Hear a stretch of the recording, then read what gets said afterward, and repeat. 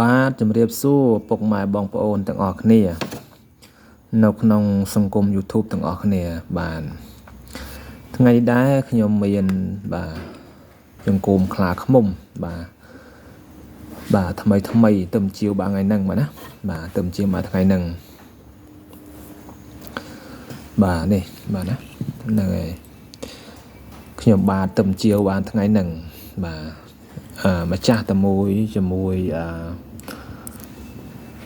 នុបប្រាស់បាទណាម្ចាស់ជាមួយនុបប្រាស់បាទម្សិលមិញខ្ញុំជាវបាននុបប្រាស់បាទហើយថ្ងៃនេះខ្ញុំជាវបាននៅចង្គមខ្លាឃ្មុំរបស់ខ្មែរយើងຂະຫນាត7ហ៊ុន6បាទកម្ពស់ចេះ7ហ៊ុន6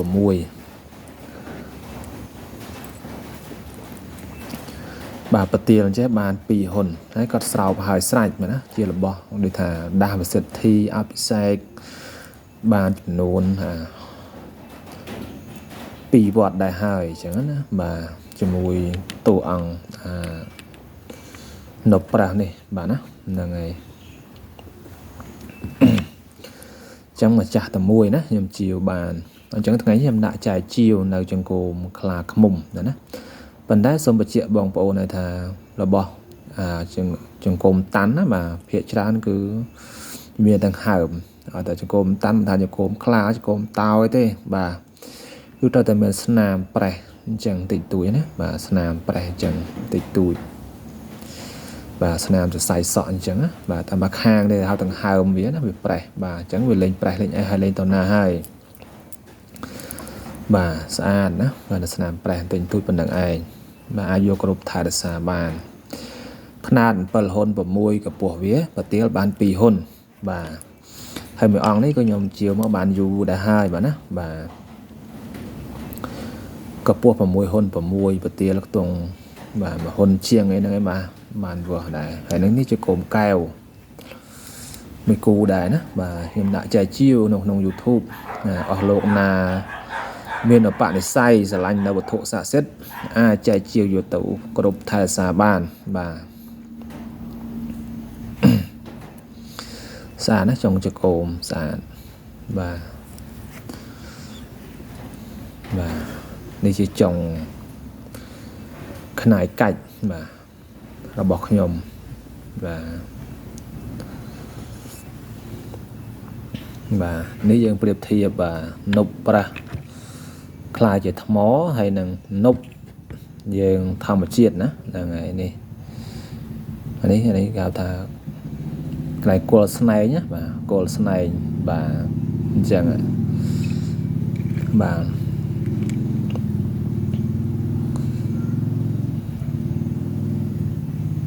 ជារបស់អាឆារយៈបាទជារបស់អាឆារយៈជារបស់កម្របាទຂະຫນាតបតោងស្អាតតែម្ដងណាបាទគេយើងថាប្រៀបធៀបបាទណាការប្រៀបធៀបបាទរបស់ខ្លាចជាថ្មនិងរបស់ធម្មជាតិនៅធម្មជាតិអញ្ចឹងណាបាទនេះជាចង្គមកពើបាទណានេះជាព្រះអង្គផ្កាថ្មខ្លាចជាថ្មបាទនេះដើមទ្រាំងណាផូស៊ីលដើមទ្រាំងខ្លាចជាថ្មបាទផូស៊ីលដើមកគីថ្មខ្លាចជាថ្មផូស៊ីលដើមកគីថ្មខ្លាចជាថ្មបាទណាហ្នឹងហើយគេហៅឡាយខ្លាណាបាទឡាយខ្លារបស់កម្របាទរបស់កម្រហើយស្អាតបាទណាស្អាតមែនទែនសាច់ដូចត្បូងអញ្ចឹងបាទកម្រណាព្រះកំចាយសល់មួយអង្គហើយនឹងពូនមកក្របហើយមួយគូនេះដែរគឺឈើខ្មៅបាតសមុទ្រខ្លាចជាថ្មផូស៊ីលឈើអាថានបាតសមុទ្រខ្លាចជាថ្មបាទពីរអង្គនេះអង្គនាងគង់ក្រហមខ្លាយជាថ្មណាផូស៊ីលអង្គនាងគង់ខ្លាយជាថ្មបាទនេះក៏ផូស៊ីលអង្គនាងគង់ខ្មៅខ្លាយជាថ្មដូចគ្នាដែរណាព្រះអង្គបិទមុខណាហ្នឹងហើយព្រះអង្គបិទមុខបាទហើយជាកូនកពើមួយក្របនេះគឺរបស់ខ្ញុំគោរពថែរក្សាតាំងពីនៅជាព្រះសង្ឃម្លេះបាទខ្ញុំដាក់តាមឧត្តគុតណាបាទ ឧបតគុណដើរបិណ្ឌបាតគោចរដើរបិណ្ឌបាតតាមភូមិតាមស្រុកតាមនិគមយ៉ាងទៅបាទការពារនៅឆ្កែកាចពពុះសត្វកាចយ៉ាងទៅបាទវាមហាអំណាចក្នុងទឹកស៊ីគ្មានរើសទេអានេះបាទអញ្ចឹងអត់តំណមអីទេបាទណានេះវាជាគុំកពើនេះអត់តំណមអីទេបាទណាហ្នឹងហើយចូលប្រគុណណាចុះទឹកឡើងអីណាអត់ចេះតមអីទេបាទប្រើខាងអីក៏បានដែរប្រហែលយើងបញ្ចុះបញ្ញាក្អែក100ជាងមុខប្រទាល100ជាងមុខមានមាសស្រួយមានកតិចត្បូងបៃលិនយើងនឹងផងបាទណាមានដីច្រាបតូចច្រាបធំត្បូងញីឈ្មោលអញ្ចឹងណាបាទហើយនឹងដីមច្ឆា7វត្តបាទនេះយើងមើលឃើញណាដីមច្ឆា7វត្តរបស់ខ្លះបញ្ចុះរបស់ខ្លះអត់បញ្ចុះទេបើរបស់ខ្ញុំប្រើផ្ទាល់ខ្លួនគឺខ្ញុំបញ្ចុះអញ្ចឹងណាតែនៅក្នុងកឡរបស់ខ្ញុំនេះគឺអត់បញ្ចុះទេ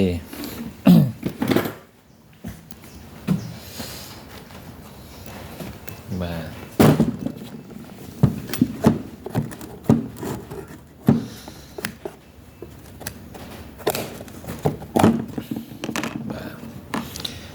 បាទនេះជាប្រដាប់បញ្ចុះរបស់ខ្ញុំណាមានបញ្ញាក្អែកមានមាសស្រួយមានកតិចឆ្អឹងកតិចភ្លុកបាទគឺនៅទាំងអស់ប៉ុន្តែអត់ដាក់លាយនៅដីអាឋាន7មច្ឆានេះទេបាទណាតើតាបងប្អូនកំងមកខ្ញុំដាក់បាទអញ្ចឹងវាមានអានុភាពខ្លាំងបាទណានេះសម្រាប់បញ្ចុះក្នុងខ្នាយបាទដូចជាក្នុងចកោមអញ្ចឹងបាទក្នុងចកោមកែវអញ្ចឹងគឺយើងបញ្ចុះមានកតិចមាសស្រួយបាទនេះដុំមាសស្រួយបាទអញ្ចឹងណាយើងបញ្ចុះទៅហើយមានតិចបញ្ញាក្អែក100ជាងមុខប្រទាល100ជាងមុខហ្នឹងទៅបាទដីច្រាបតូចច្រាបធំគឺយើងកិនចូលគ្នាតែម្ដងបាទសម្រាប់បញ្ចុះបាទហើយសួរតប្រើខាងអីខ្ញុំថាប្រើ100គុណបញ្ញាក្អែក108មុខហើយនឹងប្រទាលហើយហ្នឹងប្រទាលស្នែក៏បានការពារក៏បានអញ្ចឹងណាបាទចឹងអស់លោកស្រឡាញ់ពេញចិត្តអស់លោកអាចចែកជាវបានតាមលេខ Telegram របស់ខ្ញុំបាទណាមួយខ្សែ088 24 79 826រកកន្លែងខ្ញុំមានតែ97ទេស្មាតអត់មានទេបាទណាខេត្តបៃលិនបាទណាខេត្តបៃលិនបាទសម្រាប់លាក៏សូមអរគុណអស់លោកណាបានឃើញខ្ញុំ live ខ្ញុំផុសក្នុង YouTube នេះឲ្យអស់លោកនោះមានតែលៀបមានតែសំណាងគ្រប់ពេលវេលាសាធុបាទ